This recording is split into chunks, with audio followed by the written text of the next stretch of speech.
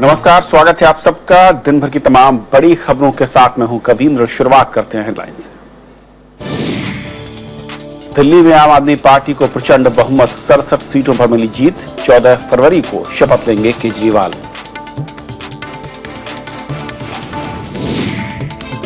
विधायक दल की बैठक में अरविंद केजरीवाल चुने गए नेता। जरूरी संख्या नहीं होने के बावजूद बीजेपी को मिलेगा नेता विपक्ष का पद, आपका ऐलान। बीजेपी की करारी शिकस्त, किरण बेदी, जगदीश मुखी समेत कई दिग्गज धराशायी। सिर्फ 3 सीटों पर सिमटी पार्टी।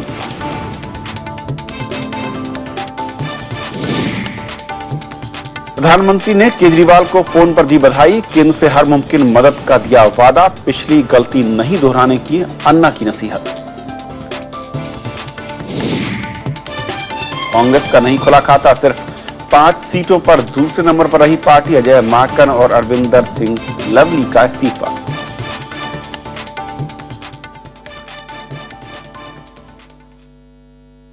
और बात दिल्ली विधानसभा के नतीजों की।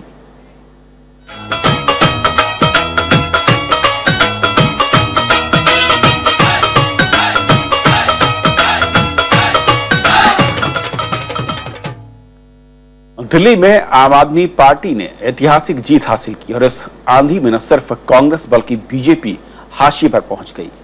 आम आदमी पार्टी ने इसे सच्चाई की जीत बताते हुए नकारात्मक और आक्रामक राजनीति के खिलाफ जनादेश करार दिया है। इस बीच अरविंद केजरीवाल ने राष्ट्रपति और प्रधानमंत्री से मिलने का वक्त मांगा है और अरविंद केजरीवाल को शाम को हुई बैठक में पार्टी विधायक दल का नेता भी चुन लिया गया।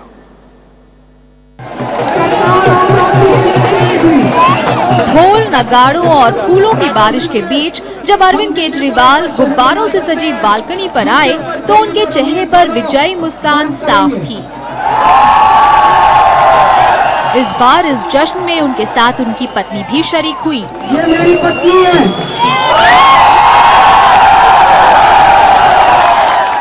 केजरीवाल ने जीत के लिए दिल्ली की जनता का शुक्रिया अदा किया और कार्यकर्ताओं को नसीहत भी दी। अगर हमने अहंकार किया तो यही सबक जनता हम लोगों को 5 साल के बाद सिखाएगी।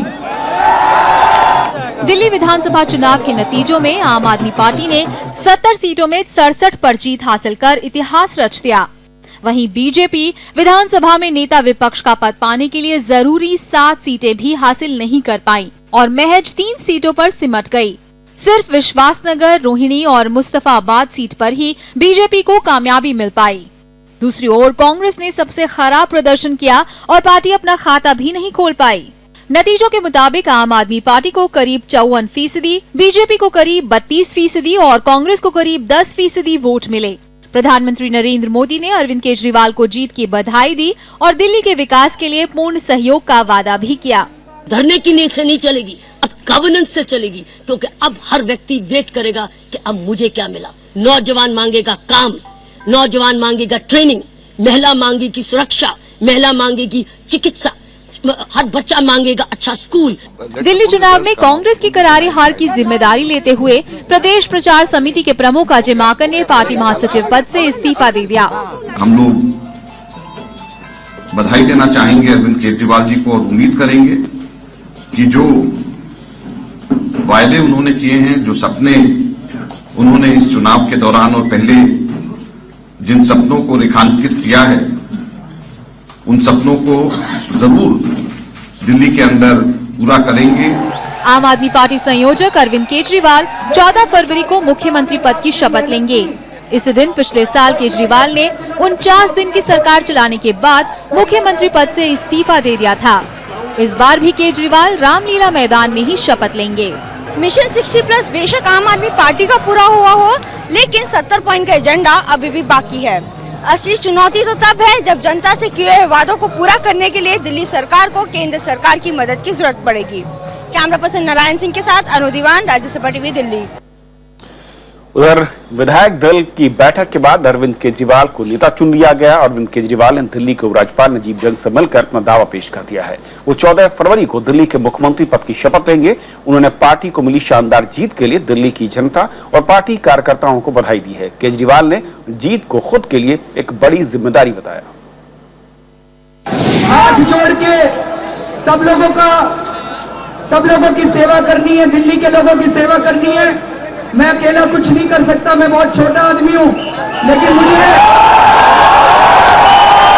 जनता पे यकीन है कि दिल्ली की 2 करोड़ जनता के साथ मिलके हम दिल्ली को ऐसा शहर बना सकते हैं जिसके ऊपर गरीब और अमीर दोनों गर्व करेंगे।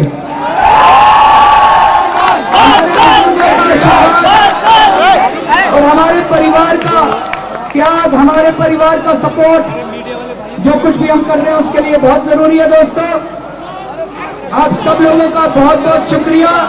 भारत माता की।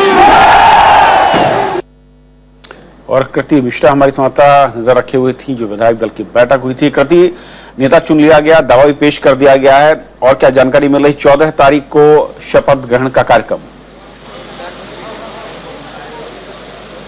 जी कविंद्र, दिल्ली के कॉन्स्टिट्यूशनल क्लब में अभी आम आदमी पार्टी के जितने भी विधायक चुनकर आए हैं उनकी मीटिंग हुई। पहले तो सबका फॉर्मल इंट्रोडक्शन हुआ, उसके बाद सर्वसहमति से अरविंद केजरीवाल को विधायक दल का नेता चुन लिया गया। उसके बाद ये भी आकलन हुआ कि ये जो हिस्टोरिक जो उनकी जीत हुई है ये किस वजह से हुई है, किन वादों पर हुई है, इस पर भी आकलन किया गया कि किस तरह से ये वादे पूरे करने हैं।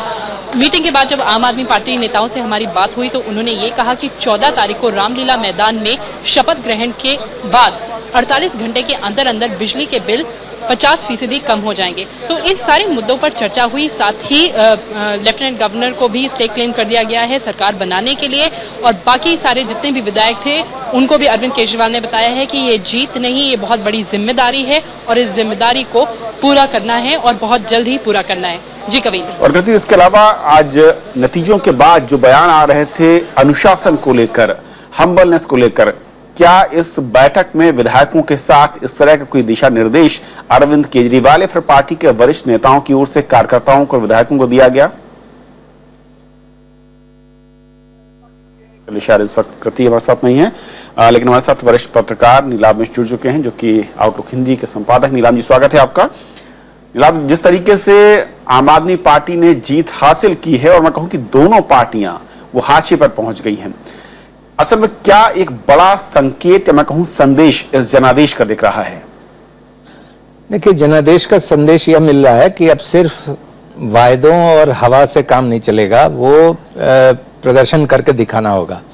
और ये कहीं ना कहीं, चूंकि दिल्ली की सरकार जो अभी थी वो नॉन एग्जिस्टेंट थी और केंद्र सरकार ही एक तरीके से यहाँ इनकम्बेंट सरकार थी, और उसके प्रदर्शन से दिल्ली की जनता उत्साहित नहीं हुई इतने दिनों के प्रदर्शन से। तो स्वाभाविक है इस वोट में मैं मानता हूं कि आम आदमी पार्टी की मेहनत का योगदान तो है ही, और एक छवि जो उन्होंने आम आदमी के करीब होने की और उससे कनेक्टिविटी की बनाई वह है, लेकिन साथ ही साथ यह केंद्र सरकार के प्रदर्शन से भी जो असंतोष है जनता में, और दिल्ली की समस्याओं को लेकर और कुछ राष्ट्रीय मसलों को लेकर के भी, मसलन युवाओं में यह जैसे बहुत गया कि जीन्स पहनने से रोकना, 10 बच्चे पैदा करो, ये सारा संदेश बहुत गलत गया, और भ्रष्टाचार के मसले पर भी संदेश गलत गया, उसमें जनता ने कोई प्रगति नहीं देखी। तो इन सब चीजों से वो जो निराशा हुई तो उसका प्रतिफल भी इसमें दिखा।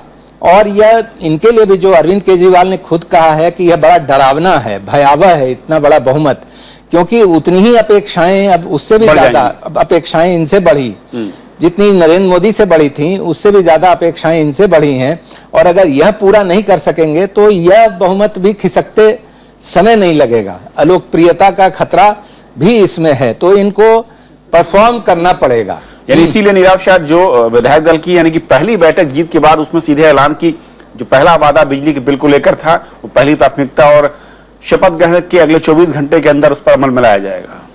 जी हाँ, उन्होंने कहा है 24 घंटे के अंदर डिस्कॉम का ऑडिट करेंगे, तो यह भ्रष्टाचार के बारे में भी एक संकेत होगा और बिजली की कीमतें कम करने के बारे में भी संकेत होगा। साथ ही उन्होंने इस आलोचना का भी जवाब दिया है। आज ही हमारी आउटलुक हिंदी की वेबसाइट लॉन्च हुई, उसमें एक इंटरव्यू में उन्होंने कहा है कि इसका जो आरोप लगता रहा कि आप पैसा कहां से लाएंगे, उन्होंने कहा मैं राजस्व अधिकारी रहा हूं और एक राजस्व मॉडल, मैं जनता की भागीदारी से एक नया राजस्व मॉडल दूंगा। तो यह राजस्व मॉडल भी, तो ये उस सोच की दिशा में एक कदम है, लेकिन सोच जमीन पर कितना उतरता है, यह असली चुनौती यह है। और क्या ये भी कहा जाने लगा कि जिस तरीके से जो शुरुआती मैं कहूं कि संकेत दिए केजरीवाल ने, बीजेपी की संख्या भले ही एलओपी के लायक ना रही हो, लेकिन ये साफ कर दिया गया कि हम चाहे एक भी विधायक अगर विरोधी दल का जीतता है उसे हम नेता विरोधी दल बनाएंगे। क्या जिस तरह की गलती मैं कहूं बीजेपी ने केंद्र सरकार में की थी, उन तमाम मसलों पर दिल्ली की केजरीवाल सरकार हम्बलनेस दिखाकर शायद खुद को अलग खड़ा करेगी और यही उसकी पहचान बन सकती है? जी हाँ, क्योंकि उन्होंने यह भी कहा है कि यह अहंकार कांग्रेस और भाजपा को ले डूबा और अपने कार्यकर्ताओं को सावधान किया है कि अहंकार में न पड़े। हालांकि देखना यह होगा कि अहंकार में पड़ते हैं या नहीं पड़ते हैं, अहंकार आता है या नहीं, क्योंकि सत्ता के भी अजीब तरीके हैं और सत्ता का एक अजीब जादू होता है जो किसी को भी मद में चूर कर सकता है। लेकिन अभी अगर उनमें यह चेतना है तो इस कसौटी पर वो परखे जाएंगे। और बीजेपी जिस आक्रामक ढंग से अन्य राज्य सरकारों के खिलाफ भी इधर उन्मुख हुई, जैसे पश्चिम बंगाल है या बिहार है या इस तरह की चीजें हैं, विपक्षी दलों की जो सरकारें थी, तो यह एक फेडरल करेक्टिव भी आप इसको मान सकते हैं कि हमारा संघीय गणराज्य है, इसमें तरह तरह की चीजें हैं, बहुलतावादी देश है, बहुल देश है, एक ही तरह का होमोजेनस देश नहीं है, तो विविधतापूर्ण है। तो उस विविधता के प्रति और जिसमें एक संघीय ढांचा शामिल है, उस संघीय ढांचे के प्रति भी जो उसमें एक तरीके से थोड़ा पटरी से चीजें उतरती हुई दिख रही थी, जनता ने उसको सुधारा है। कांग्रेस के लिए यहाँ संकेत ये है कि देखिए, हारी कांग्रेस भी, हारे अरविंद केजरीवाल भी लोकसभा चुनाव में, लेकिन आम आदमी पार्टी लगी रही। इन 8 महीनों में उसने मैदान छोड़ा नहीं और लगातार घर घर कैंपेनिंग का एक तरीका विकसित किया, डेली डायलॉग्स करके एक नवाचार, इनोवेशन किया। कांग्रेस हाथ पे हाथ धरी बैठी रही, वो जैसे हार गई और उसने मैदान छोड़ दिया। यही फर्क दोनों पार्टियों के बीच रहा जिसने कि हार और जीत में बदल दिया दोनों के इस भविष्य को। मिला वक्त की कमी, लेकिन बहुत बहुत शुक्रिया इस तमाम चर्चा में आपका शामिल होने के लिए। तो ये थी हमारी आज की पहली खबर, लेकिन छोटा सा ब्रेक लेकर दिन भर के तमाम नतीजों, रुझानों के बाद जो तस्वीर बनी है उसके पीछे के अलग अलग कारण क्या हैं, नेताओं के बयान उसके लेकर क्या है, उसको भी दिखाएंगे आपको रिपोर्ट्स के जरिए।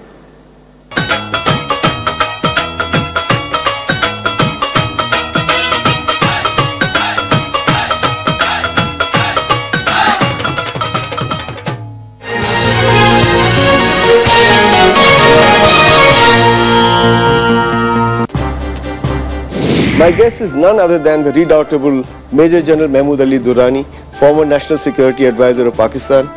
I think there is a feeling there that maybe Modi has horns. What was happening in Kashmir was low intensity war. We were trying to bleed India. What has happened? India is the same size. We are divided in two. War is not the answer between India and Pakistan. We have to have peace. Watch former National Security Advisor of Pakistan Mahmood Ali Durrani discuss India-Pak relations in To The Point, only on Rajya Sabha Television.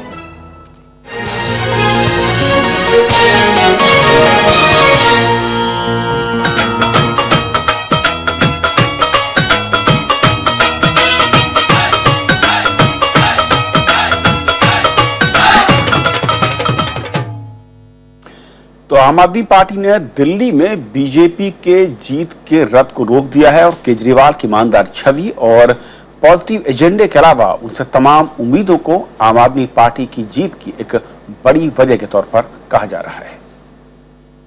कुछ ही दिनों में पूर्ण बहुमत लेके आपकी सेवा में फिर वापस आ रहा हूं। आप बस अपना आशीर्वाद मुझ पर बनाए रखिए।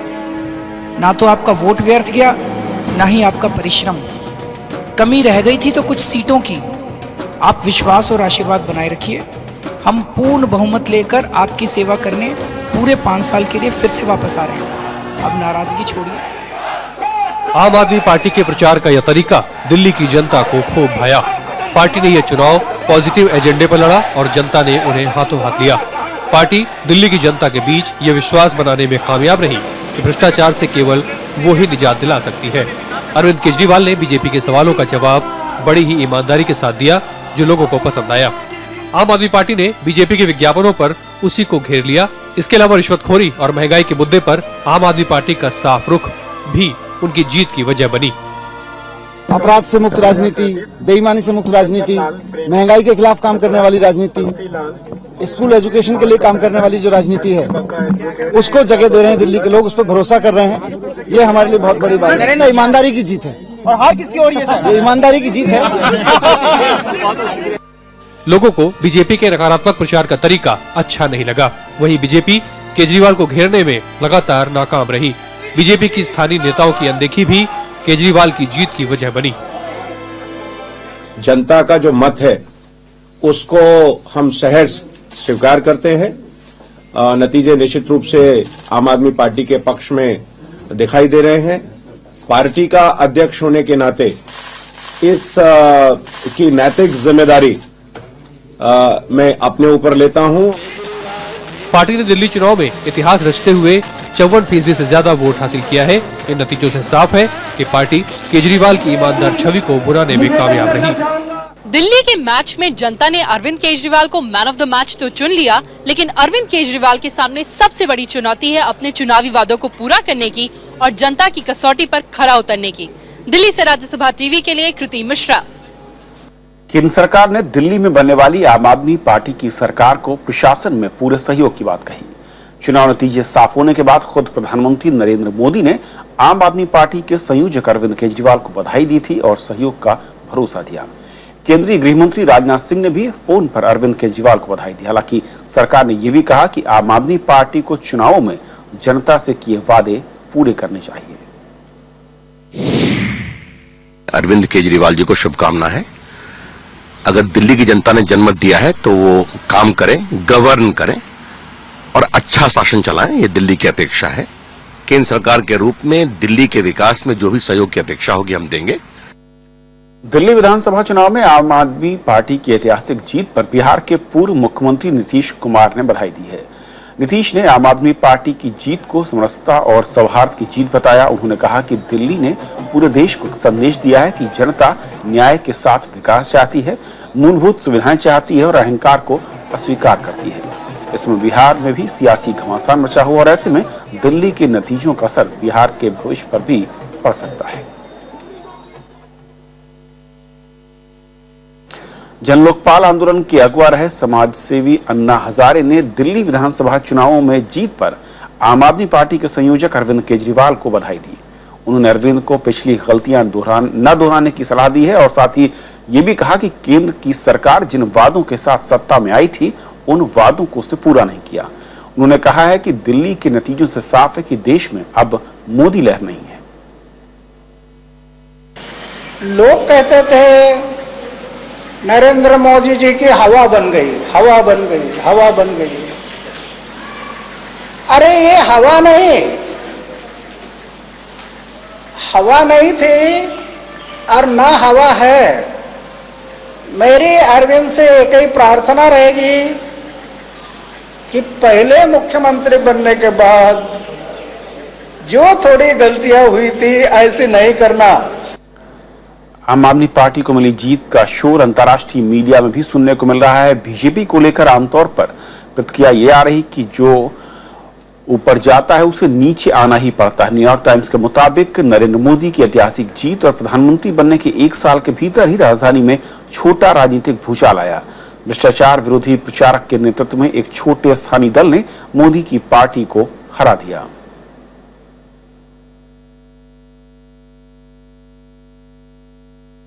वहीं वाशिंगटन पोस्ट ने इसे एक चमत्कारी जीत बताते हुए लिखा है कि जीत का बिगुल बजाती आ रही बीजेपी के लिए दिल्ली की जंग अरविंद केजरीवाल के चलते मुश्किल साबित हुई। तो CNN ने चुटकी लेते हुए लिखा है कि न्यूटन का नियम बताता है कि जो चीज ऊपर जाती है उसे नीचे आना ही पड़ता है।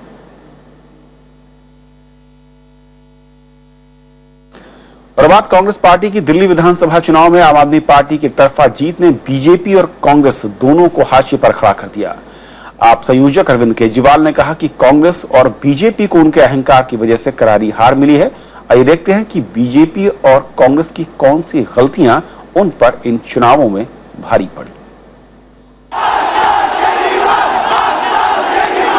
दिल्ली विधानसभा चुनाव में आम आदमी पार्टी का यह नारा कामयाब रहा और दिल्ली की जनता ने अरविंद केजरीवाल को 5 साल के लिए चुन लिया। केजरीवाल ने कहा कि आम आदमी पार्टी की जीत के पीछे कांग्रेस और बीजेपी का अहंकार रहा।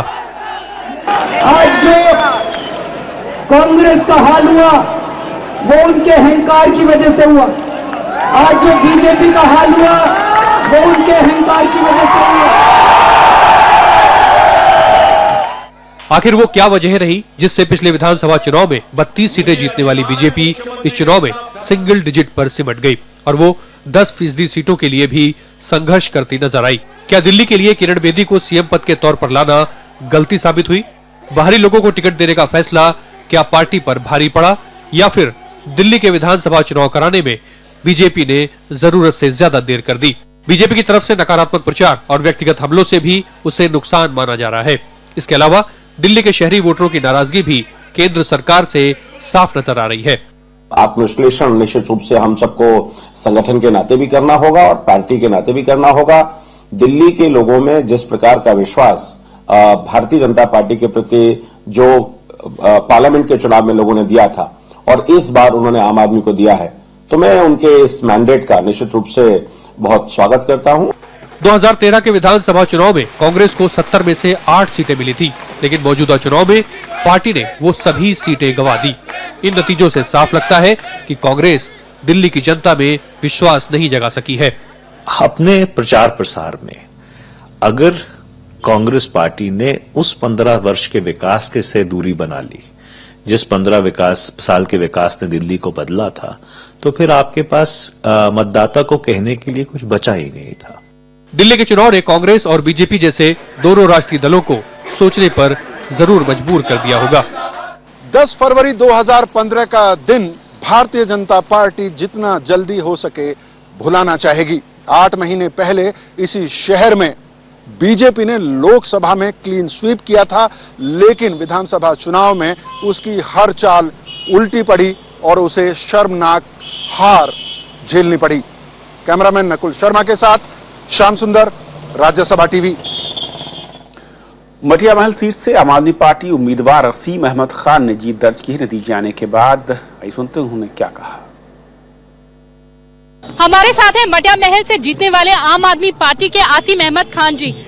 आपको उम्मीद थी कि शोएब इकबाल जो करीब 22 साल से वहां से नहीं हारे हैं, उनको आप हरा देंगे? पूरी उम्मीद थी, क्योंकि पूरी उम्मीद इसलिए थी 21 साल से उन्होंने कोई विकास कार्य नहीं करे थे और मटिया महल की जनता अरविंद केजरीवाल जी को चाहती थी, उनके किए हुए 49 दिन के कार्य को बहुत सराहती थी और हमें पूरी उम्मीद थी कि इस बार जनता अरविंद जी के साथ है, आम आदमी पार्टी के साथ है। खान साहब, वादे आपने बहुत किए हैं, जनता को बहुत सारी उम्मीदें हैं, अभी से प्रेशर होगा कि उन पर आप कैसे खरे उतरें? प्रेशर नहीं है जी, हम लोग आए ही जनता की सेवा करने के लिए, इस प्रेशर वाली बात नहीं। हम लोग दिल से और पूरी ताकत के साथ जनता के साथ कंधे से कंधा मिला के काम करेंगे। खान साहब, आखिरी सवाल आपसे, अब धरना या करना? देखिए, हमारी पार्टी है ना, काम करने में विश्वास रखती है। हम काम के लिए कह रहे हैं तो काम करके दिखाएंगे और एक बार सैंपल हम लोग आप लोगों को दिखा चुके हैं 49 दिन के अंदर कि हम लोगों ने कितना काम किया था, जो और सरकारें 5 साल और 10 साल 20 साल में नहीं कर सकी, हमने 49 दिन में करके दिखाया था। धन्यवाद हमसे बात करने के लिए। संगम विहार विधानसभा सीट से आम आदमी पार्टी के उम्मीदवार दिनेश मोहनिया जीत दर्ज की है। उन्होंने क्या कहा इस जीत के बाद, ये भी सुनिए। मेरे साथ इस वक्त दिनेश मोहनिया जी हैं, जिन्होंने संगम विहार सीट से विजय प्राप्त की है। इतना क्रिटिसिज्म रहा, ऑपोजिशन ने इतना क्रिटिसाइज किया, मगर उसके बावजूद एक भारी बहुमत के साथ आपने आप वापसी की है, आपने वो सीट रीगेन करी है।